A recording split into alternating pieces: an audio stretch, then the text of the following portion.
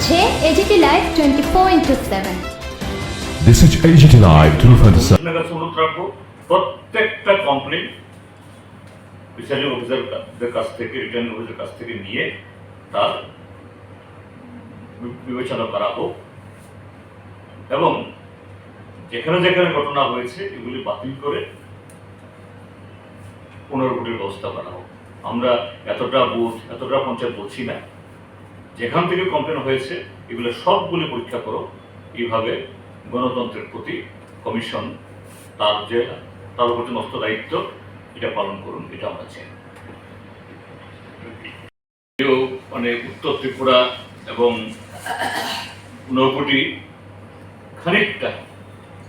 খানিকটা শাসক দল সেখানে জনগণের ঐক্যবদ্ধ চাপে সেরকমভাবে তাদের বিজেতা ব্যয় করতে পারেনি, কিন্তু চেষ্টা করেছে, বিশেষ করে কুমারঘাট ব্লকে সেখানকার বিধায়ক ভগবান দাসের নেতৃত্বে।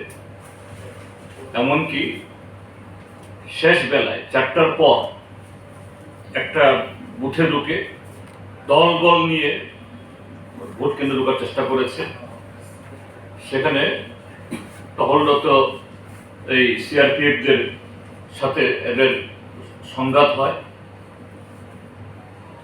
তো এইভাবে যে বিধায়ক লিডার সারাদিন তো করেছেই, এবং আরো অদ্ভুত হলো যা রিপোর্ট সারা ত্রিপুরাচ্ছে যে পুলিং বুথগুলোতে, ভোট কেন্দ্রগুলোতে দায়িত্ব দেওয়া হয়েছে state police, Tripura state rifles, কোথাও 3 জন, কোথাও 4 জন ম্যাক্সিমাম। এমনকি এই স্পর্শকাতর হিসাবে, সেনজিটিভ হিসাবে আমাদের বারে যে কমিশনের কাছে, রিটার্নিং অফিসের কাছে অগ্রিম জানানো সত্ত্বেও কোথাও সেই ব্যবস্থা গ্রহণ করা হয়। বরঞ্চ যেসব জায়গাতে এইরকম স্পর্শকাতর সেখানে আরো কম সংখ্যায় এই নিরাপত্তা কর্মী দিয়ে, যাতে গুন্ডাদের সুবিধা হয় ভোটারদেরকে বের করে দেওয়ার, বিরোধী দলের কর্মীদেরকে বের করে দেওয়ার এই কাজটা করেছে। আর তার সাথে যেটা বড় অদ্ভুত হলো যে সেন্ট্রাল ফোর্স, সিআরপিএফ বা বিএসএফ তাদের কিছু এই রিকুয়েশন দিয়েছে, এবং আমাদের ফিল্ড থেকে খবর হলো যে থানাগুলোতে বা বিভিন্ন জায়গাতে এরকম কিছু সেন্ট্রাল ফোর্সও ছিল।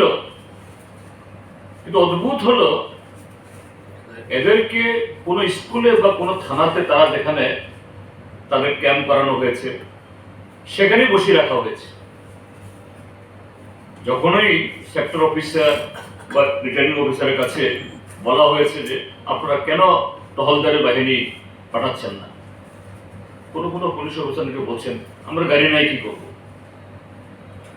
এই যে গাড়ি না থাকা, সেন্ট্রাল ফোর্স, মোবাইল ফোর্স এদেরকে ব্যবহার না করা, এটাও সার্বিক চক্রান্তের অঙ্গ।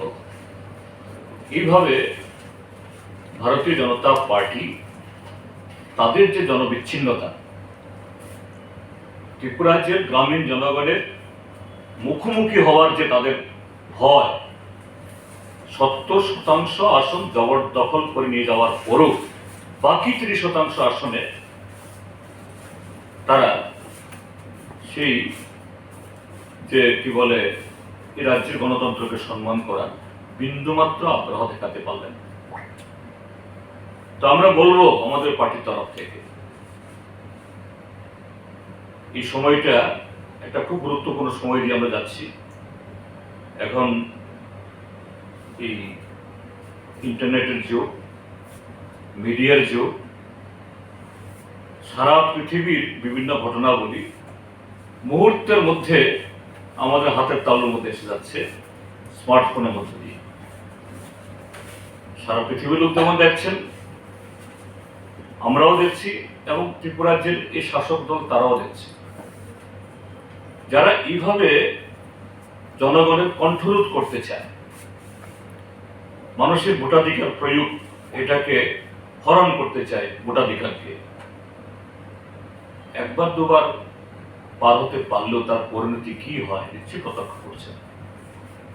কাজেই আমরা আজকে এই থেকে বলবো, শাসক দল এর থেকে শিক্ষা নিক এবং আমাদের বিভিন্ন এই মহকুমা থেকে, ব্লক থেকে, আমাদের পার্টি মহকুমা কমিটি, কোথাও আমাদের বিধায়করা, কোথাও আমাদের প্রার্থীরা, জেলা পরিষদ, পঞ্চায়েত সমিতি, তারা বিভিন্ন জায়গায় কমপ্লেন করেছেন। এই যে বাঞ্চ অফ কমপ্লেন আরো অনেক আছে, শুধু যেগুলো আমাদের পাঠিয়ে দেখালাম। আমরা অনুরোধ করব যে এই 12 তারিখে গণনা, আজকে হলো 8 তারিখ, মাঝখানে আরো 4 দিন বাকি আছে। কাজে এগুলো গুরুত্ব বিবেচনা করে আমরা সব জায়গার কথা বলছি না, আমরা বলছি বিশেষ করে অমরপুর, বিলোনিয়া, সিপাহীজলা, সোনামুড়া, এই সিপাহীজলা জেলার সোনামুড়া, তারপর এই পশ্চিম ত্রিপুরাতে, এবং আরো এরকম ঘটনা কিছু কিছু হয়েছে, তেলিয়ামুড়াতেও হয়েছে, খোয়াইও হয়েছে গতকাল রাত থেকে। কিন্তু স্পেসিফিক আমাদের পার্টির তরফ থেকে এইসব জায়গাতে রিটেন কমপ্লেন করা হয়েছে একদম সকালবেলা থেকে সকাল দুপুর অর্থাৎ সময় থাকতে। কাজে প্রত্যেকটা ঘটনায় যেন রিটার্নিং অফিসার তাকে রিপোর্ট নিয়ে কমিশন এগুলো পরীক্ষা করেন, এবং এটা যদি সেভাবে তদন্ত হয়, নিশ্চিতভাবে সর্বত্র প্রিসাইডিং অফিসারের রিপোর্ট যখন দেখা যাবে যে 7টায় ভোট শুরু হয়েছে, 1টা-2টো অবধি কোনো হ্রাস নেই, যে ত্রিপুরার যে কোনো ভোট হলে পরে একটা সময় ত্রিপুরার যে ঐতিহ্য, উৎসবের মতো মানুষ আসেন। কিন্তু এই পঞ্চায়েত নির্বাচন শুধু বিরোধী দল তো তারা আটকে দিয়েছে। এখানে জানেন এখানকার সব কটা ব্লক, দুকলি, জিরানিয়া, পুরাতন আগরতলা, ভামুটিয়া, তারপর মোহনপুর, গ্রাম পঞ্চায়েত স্তরে কোনো প্রার্থী দেওয়া সম্ভব হয়নি। ভোট হচ্ছিল শুধু জেলা পরিষদের। এই জেলা পরিষদের ভোট হচ্ছে কত আতঙ্ক, যে গ্রাম পঞ্চায়েত দখল করে নিল, পঞ্চায়েত সমিতি দখল করে নিল। এখন জেলা পরিষদে যদি ফল উল্টো হয়, এমনিতে ধরা পড়ে গেছে, আরো বেশি এদের মানে লজ্জা এবং ব্যাগ্র হবে। গতকাল থেকেই এই মোহনপুর মহকুমাতে, বামুটিয়া ব্লক এলাকা, মোহনপুর ব্লক এলাকাতে মন্ত্রীদের সান্নিধ্যের লোকজন, তাদের নেতৃত্বে বাইক বাহিনী গিয়ে ধমকানো, নানাভাবে আতঙ্ক তৈরি করা, এটা আজকেও অব্যাহত ছিল সব জায়গাতেই। যে এদের একটু সন্দেহ হয়েছে, এমনকি কোথাও কোথাও যে শাসক দলের সমর্থক বলছেন তারা যে আমরা তো বিজেপিকে ভোট দেবো, না না না, দিতে পারবে না। এরকম ভাবে জিরানিয়া মহকুমা এবং মোহনপুর মহকুমা 4টা ব্লক, এই 4টা ব্লকই এই পুরো তুলাকোনা, মেখলিপাড়া, এদিকে মানে জিরানিয়া মহকুমার দিকে, ওদিকে বামুটিয়ার দিকে, সর্বত্র এই সমস্ত ঘটনাগুলো ঘটিয়েছে। তারপর এই দক্ষিণ ত্রিপুরা জেলার বিলোনিয়া মহকুমা, সেখানে রাজনগর ব্লক, তারপর ভারতচন্দ্রনগর ব্লক আর ঋষ্যম ব্লক, 3টি ব্লক। তো ঋষ্যম ব্লক সকাল থেকে সেখানে পদ্ধতি আমাদের এজেন্টদেরকে বের করে দেওয়া, ভোটারদের আটকানো, এটা করেছে। আমাদের পার্টি এবং বিধায়করা সঙ্গে সঙ্গেই এসডিএম এর কাছে, ডিএম এর কাছে, রিটার্নিং অফিসারের কাছে কমপ্লেন করেছেন। অসংখ্য কমপ্লেন হয়েছে, কিন্তু কোনো ক্ষেত্রেতেই প্রশাসনের কোনো ভূমিকা ছিল না। আমাদের একজন প্রাক্তন প্রধান, নাম জানি কি ত্রিপুরা জানি, পদরায় ত্রিপুরা, একটা ভারতচন্দ্রনগর ব্লকে তার গোটা গ্রামের পাড়ার মানুষ তাদেরকে নিয়ে একসাথে নারী পুরুষ তারা যাচ্ছিলেন ইয়েতে তাদের বুথে ভোট দেওয়ার জন্য। পুলিশ ছিল, কিন্তু এতগুলো নারী পুরুষ ভোট দিতে যাচ্ছেন একজন প্রাক্তন প্রধান এবং সিনিয়র সিটিজেন নেতৃত্বে জবরদস্তি করে সেখান থেকে তাদেরকে এই ধাক্কাধাক্কি করে অপমান করে তাড়িয়ে দেওয়া হয়। আর রাজনগর ব্লক একটু বলাই বাহুল্য, সেখানে তো পঞ্চায়েত সমিতি নেই, ভর্তি নমিনেশন দাখিল করতে দেয়নি, কিন্তু আজকে জেলা পরিষদের ভোট হবে, একই ধরনের চিত্র, একই ধরনের সন্ত্রাসের পরিবেশ সকাল থেকে জিয়ে রেখেছে, এতই আতঙ্ক শাসক দলের। তারপর এদিকে আরো অন্যান্য ব্লকে আমাদের প্রতিবেশী দেশের সাম্প্রতিক সেখানকার ডেভেলপমেন্টে স্বাভাবিকভাবেই আমাদের দেশের কোনো ঘটনায় যেমন উৎসাহ সঞ্চার হলে পরে সে দেশেও মানুষ তা ব্যক্ত করেন তার উৎসাহ, ঠিক তেমনি বাংলাদেশেও কোনো খুশির খবর থাকলে আমরা খুশি হই, এবং সে দেশে যদি কোনো এরকম উদ্বেগজনক কোনো ঘটনা হয় এতে আমাদেরও আমরা সমব্যথিত হই। তো এই ক্ষেত্রে দেখা গেছে যে বাংলাদেশে কিছু ঘটনা তো ঘটেছেই, আবার এটাকে কেন্দ্র করে অতিরঞ্জিত করে এক শ্রেণীর যারা সুবিধা এই কি বলে এই সুবিধাভোগী ও উদ্দেশ্যপ্রণীত ভাবে নানা ধরনের গোদাপড়াটা, এবং এটা সীমানা পেরিয়ে আমাদের এখানেও আসে। আবার এখানেও এরকম কিছু এলিমেন্টস আছে, ওটাকে আমাদের মতো করে আবার এখানে যাতে তার বিপরীত প্রতিক্রিয়া হয়, খারাপ প্রতিক্রিয়া হয়, সেভাবে এটাকে মিসইউজ করার চেষ্টা করে। তো আমাদের পার্টির তরফ থেকে এই আবেদন থাকবে। বাংলাদেশের অভ্যন্তরীণ ব্যাপারে অবশ্যই আমরা ফিলিং আছে, কিন্তু আমাদের এখান থেকে তার সেইভাবে এই সমষ্টিগত বা প্রতিক্রিয়া দেওয়ার জনগণের কিছু থাকে না। এটা আমাদের দেশের জাতীয় সরকার, কেন্দ্রীয় সরকার তারাই যে ভূমিকা নেওয়া দিচ্ছেন, কিন্তু এখানে এই প্রতিবেশী দেশের ঘটনাগুলি নিয়ে আমাদের এখানে যাতে কোনো প্রকারেই কোনো সাম্প্রদায়িক মেরুকরণ না হয়, ভুল বুঝাবুঝি না হয়, এবং এই যে নানাভাবে কিছু মিসগিভিংস, এই অপপ্রচার, এই ভুয়া প্রচার, গুজব রটানোর চেষ্টা না হয়, এবং এর থেকে যেন প্রত্যেক সুনাগরিক একটু সচেতন থাকে, এটা আমাদের কাছে আবেদন থাকে।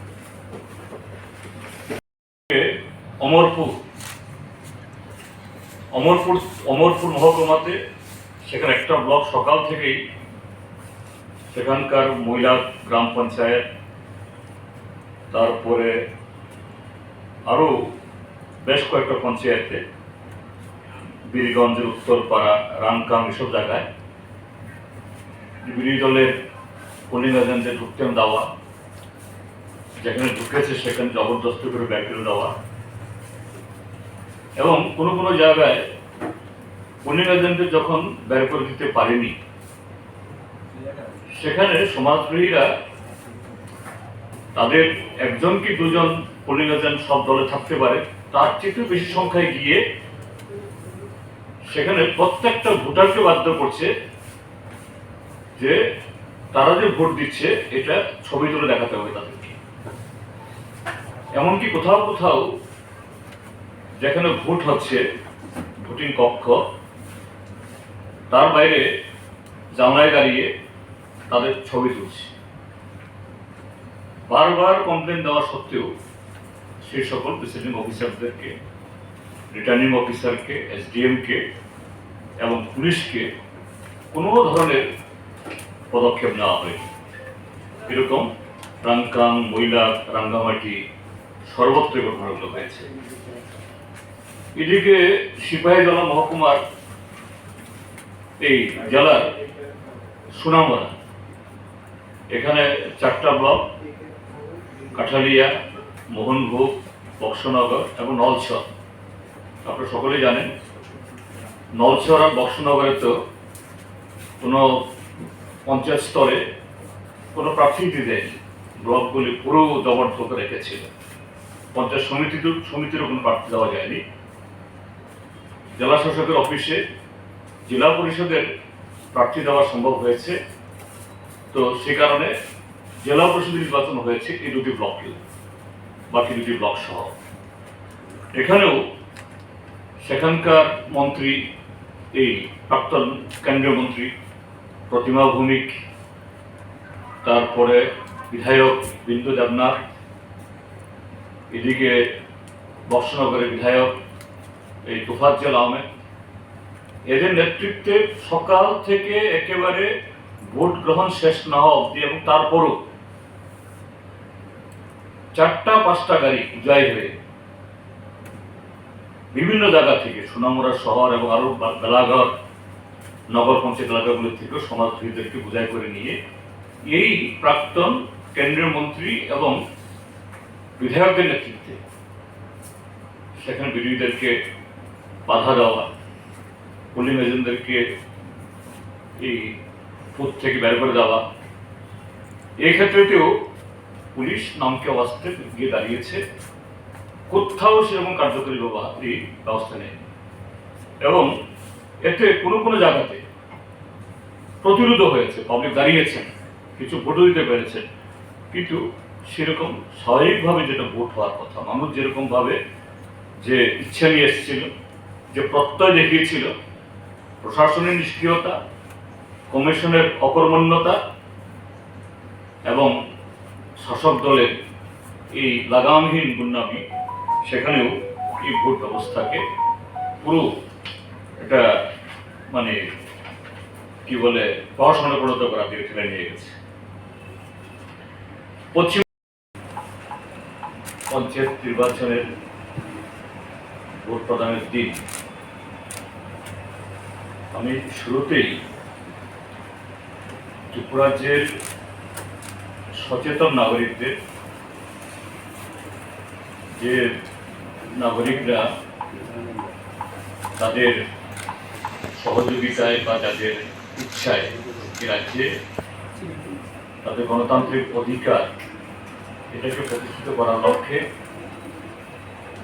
এই পঞ্চায়েত নির্বাচন তার নির্ঘণ্ট ঘোষণা হওয়ার পরে প্রায় যুদ্ধ করে বিভিন্ন ব্লকে মনোনয়নপত্র জমা দেওয়ার চেষ্টা করেছেন। একজন প্রার্থী খুনও হয়েছেন এবং বহু জায়গাতে রক্তাক্ত হয়েছেন, কিন্তু শাসক দলের বেপরোয়া হামলা এবং প্রশাসনের নিষ্ক্রিয়তায় সেখানে যদিও সব কেন্দ্রে প্রার্থী রাখা যায়নি, তারপরও 30% আসনে প্রতিদ্বন্দ্বিতা হয়েছে। এবং আজকেও সাবরুম থেকে ধর্মনগর সর্বত্র এই নির্বাচক মন্ডলী তারা সর্বোচ্চ চেষ্টা করেছেন শাসক বাহিনীর গুন্ডাদের প্রতিরোধ করে, প্রশাসনের যে ধারাবাহিক নিষ্ক্রিয়তা তা সত্ত্বেও ভোট কেন্দ্রে যাওয়ার জন্য জনগণের তরফ থেকে সেই চেষ্টার কোনো ত্রুটি নেই। তার জন্য আমাদের পার্টির রাজ্য কমিটির তরফ থেকে আমরা অভিনন্দন জানাই। কিন্তু বন্ধুরা, যা আশঙ্কা করা গিয়েছিল, শাসক দল 70% বেশি আসন জবরদখল করার পর তারা যে ত্রিপুরার যে জনগণের মুখোমুখি হতে কত সন্ত্রস্ত ভীত, যে এই 30% আসলে ভোট হচ্ছে, সেখানেও ভরাডুবি হবে এটা গোটা প্রচার প্রক্রিয়ার সময় যেমন দেখা গেছে হামলা, হুজ্জুতি, আক্রমণ। আজকে সকাল থেকেই এই হুজ্জুতি, এই আক্রমণ এবং পাশাপাশি কমিশনের যে নিষ্ক্রিয়তা, পুলিশ সহ, এটা অব্যাহত ছিল। আমি কয়েকটা বর্ণনা আমি দিচ্ছি যে কোথায় কিরকম হয়েছে।